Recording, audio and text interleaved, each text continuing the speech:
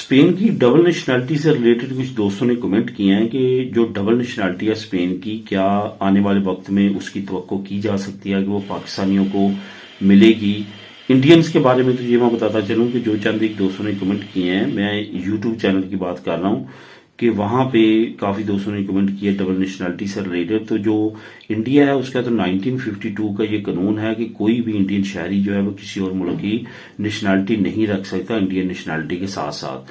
جہاں تک بات ہے پاکستان کی نیشنلٹی کی، تو عمران خان کے دور میں اس میں کافی پیش رفت ہوئی تھی۔ آپ کو معلوم ہے کہ شاہ محمود قریشی جو وزیر خارجہ تھے پاکستان کے، انہوں نے وزٹ بھی کیا اسپین کا، اور یہاں کے وزیر خارجہ نے پاکستان کا وزٹ کیا۔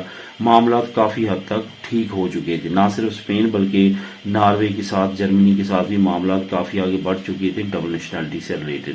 لیکن اس کی حکومت جانے کے بعد کافی معاملات اب پیچھے جا چکے ہیں، اب اس پہ بالکل بھی بات نہیں کی جا رہی۔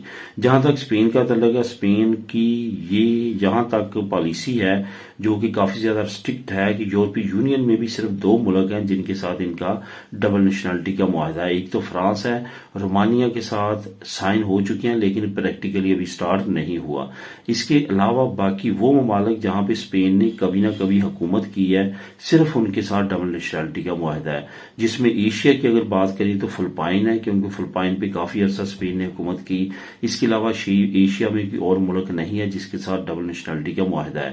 باقی ساؤتھ امریکہ کے وہ ممالک جہاں پہ اسپین نے حکومت کی ہے، ان تمام ممالک کے ساتھ اسپین کا ڈبل نیشنلٹی کا معاہدہ ہے۔